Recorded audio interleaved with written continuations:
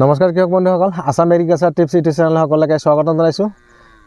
কৃষক বন্ধুসকল, অহা ফেব্ৰুৱাৰী মাহৰ সম্ভৱতঃ 20 তাৰিখৰ পৰা আমাৰ মুছলিম ভাইসকলৰ ৰমজান মাহ ৰোজা আৰম্ভ হ'ব।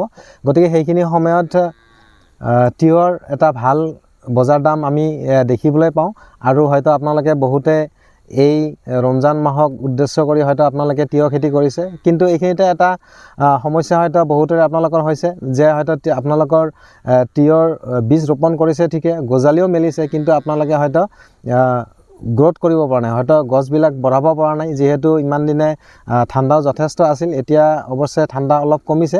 গতিকে কৃষক বন্ধুসকল, আজিৰ ভিডিঅ'ৰ উদ্দেশ্য সেইটোৱে যে আপোনালোকৰ তিয়ঁহ গছ যদি 3-4 পাত বা 5 পাত তেনেকুৱা হৈছে, গতিকে এইখিনি সময়ত আপোনালোকে সেই তিয়ঁহ গছবিলাকৰ গ্ৰোথ যোনটো লহপহকৈ যেনেকৈ বঢ়াব লাগে, গতিকে সেইখিনি আপোনালোকে কেনেকৈ বঢ়াব সেই সন্দৰ্ভতে কেইটামান কথা মই আপোনালোকক অৱগত কৰাৰ কাৰণে আজিৰ এই সৰু ভিডিঅ'টো প্ৰস্তুত কৰিলোঁ।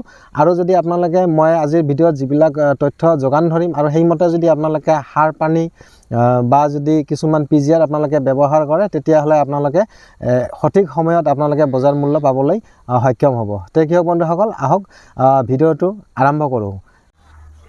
কৃষক বন্ধুসকল, এইবিলাক চাওক, এইবিলাক তিয়ঁহ গছ হয়। এই গছবিলাকৰ বয়স আজিৰ পৰা 1.5 মাহ হৈ গ'ল। যেতিয়া বীজ ৰোপণ কৰিছিল বা গজালি মেলিছিল, তেতিয়া একেবাৰে গ্ৰোথ বহুত কম আছিল, যিহেতু অধিক ঠাণ্ডা চলি আছিল ইমান দিনে। এতিয়া যিহেতু অলপ গৰম পৰিছে, গতিকে লহপহকৈ বাঢ়িবলৈ আৰম্ভ কৰিছে। কৃষক বন্ধুসকল, কথা হ'ল যে আপোনালোকৰ তিয়ঁহৰ পুলি যদি এতিয়া গছবিলাক যদি 4-5 পাত তেনেকুৱা হৈছে, হয়তো আপোনালোকে যদি ভাবি আছে যে আমি ৰমজান মাহত হয়তো তিয়ঁহ বেচিব পাৰিম নে নাই, গতিকে এনে ক্ষেত্ৰত আপোনালোকে এটা কাম কৰিব, আপোনালোকৰ গছবিলাক যাতে অধিক গ্ৰোথ হয় সেইখিনি সময়ত আপোনালোকে এটা কাম কৰিব পাৰে। যদি আপোনালোকৰ তিয়ঁহ গছ হয়তো কাৰোবাৰ 5 পাত বা 6 পাত 7 পাত 10 পাত তেনেকৈ হৈছে, গতিকে যিবিলাকৰ হয়তো বয়স হৈছে সেইবিলাকত আপোনালোকে কি কৰিব, DAP আৰু পটাছ আপোনালোকে যদি আপোনালোকে DAP 10 কেজি লয়, তাতে 5 কেজি পটাছ আপোনালোকে মিক্স কৰিব। আৰু ইয়াৰ লগতে কি কৰিব, সমান্তৰাল হিচাপে আপোনালোকে কি কৰিব কৃষক বন্ধুসকল, যোনবিলাক মাটিত দিয়া আপোনালোকে চইল পায়, যোনবিলাক চিউইড ষ্টাৰ্ক গ্ৰেনুৱেলছ, হয়তো সাগৰিকা Z++ হওক বা ধনজাইম গ'ল্ড হওক, তেনেধৰণৰ কিছুমান চইল, এইবিলাক আপোনালোকে ব্যৱহাৰ কৰিব।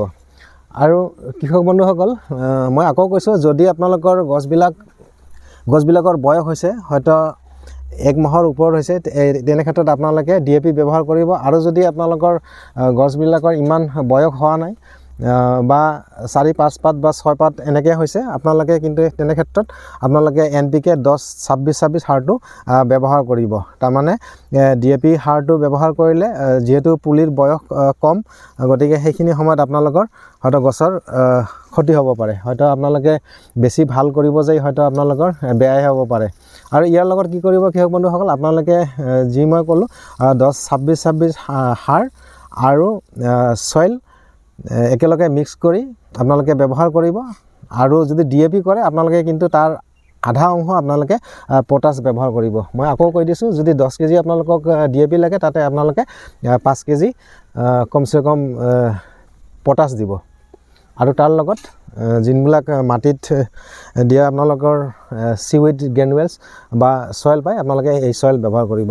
আৰু ৰিং কৰাৰ পিছত মই পিকচাৰ আপোনালোকক দেখুৱাই দিছোঁ, এনেকৈ আপোনালোকে ৰিং কৰি সাৰ খুৱাওক আৰু তাৰ পিছৰ দিন আপোনালোকে পানী যোগান ধৰক। আপোনালোকৰ তিয়ঁহ খেতিত যাৰ যেনেকুৱা দৰকাৰ, হয়তো যদি আপোনালোকৰ মাটি একেবাৰে শুকান, আপোনালোকে হয়তো পানী বেছিকৈ দিব পাৰে, এনেকুৱাকৈ কৰি দিব যাতে গুৰিৰ মাটিখিনি জিকা হৈ থাকে। তেতিয়াহে আপোনালোকে যোনটো সাৰ ব্যৱহাৰ কৰিব, সেই সাৰটো তৎক্ষণাত হয়তো কামত দিব আৰু গছবিলাক বঢ়াত সহায় কৰিব। আৰু কৃষক বন্ধুসকল, এই পানী দিয়াৰ পিছত প্ৰথমতে আপোনালোকে সাৰ দিলে, তাৰপিছত আপোনালোকে পানী দিলে, তাৰ নেক্সট দিন আপোনালোকে কি কৰিব, যিকোনো কম দামী কিছুমান পিজিআৰ, হয়তো আপোনালোকে কম দামৰ ভিতৰত মিৰাকুলান আপোনালোকে ব্যৱহাৰ কৰিব পাৰে। প্ৰতি লিটাৰ পানীত বেছি নহয় 1 ml বা 1.5 ml মিহলাই আপোনালোকে স্প্ৰে যদি কৰে তেতিয়াহে দেখিব আপোনালোকৰ তিয়হ গছৰ যোনটো চেহেৰা একেবাৰে চিকচিকীয়া হ'ব আৰু ধুনীয়া গ্ৰোথ হ'ব আৰু কম সময়ৰ ভিতৰত আপোনালোকে তিয়হ গছত অধিক ফুল ফল পাবলৈ সক্ষম হ'ব। কৃষক বন্ধুসকল ইয়াৰ সমান্তৰালভাৱে আপোনালোকে কি কৰিব সময়ে সময়ে সপ্তাহত এবাৰ হ'লেও আপোনালোকে কীটনাশক আৰু ভেঁকুৰনাশক কিন্তু আপোনালোকে স্প্ৰে কৰিব। তাৰমানে যিহেতু এতিয়া গৰম পৰিছে গতিকে বিভিন্ন পোক পৰুৱাৰ আক্ৰমণ হয়তো হ'ব পাৰে, তেনে ক্ষেত্ৰত আপোনালোকে কিন্তু ভেঁকুৰনাশক আৰু কীটনাশক আপোনালোকে স্প্ৰে নিশ্চয় কৰিব। কৃষক বন্ধুসকল ভেঁকুৰনাশক হিচাপে আপোনালোকে কম দামৰ কিছুমান ভেঁকুৰনাশক যেনে ধৰক আপোনালোকে চাফ ফাংগিচাইড ব্যৱহাৰ কৰিব পাৰে প্ৰতি লিটাৰ পানীত 2 গ্ৰাম মিহলাই। আৰু যদি আপোনালোকে অলপ দামৰ ভিতৰত যাব বিচাৰে আপোনালোকে টাটা মাষ্টাৰ বা ৰেডমিল গ'ল্ড আপোনালোকে প্ৰতি লিটাৰ পানীত 2 গ্ৰাম মিহলাই আপোনালোকে স্প্ৰে কৰিব। সপ্তাহত কমেও এবাৰকৈ আপোনালোকে কীটনাশক আৰু ভেঁকুৰনাশক স্প্ৰে কৰিব। তাৰপিছত দেখিব যে আপোনালোকৰ তিয়হ গছৰ যোনটো গ্ৰোথ বহুত ধুনীয়া হ'ব, লহপহকৈ বাঢ়িব আৰু কম সময়ৰ ভিতৰত এই গছবিলাকত আপোনালোকে ফুল ফল দেখিবলৈ সক্ষম হ'ব।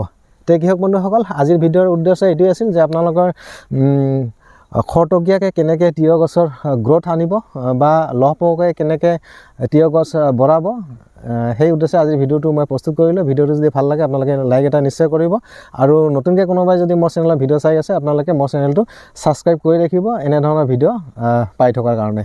কৃষক বন্ধুসকল আজিলৈ ভিডিঅ'টো ইমানে, ধন্যবাদ।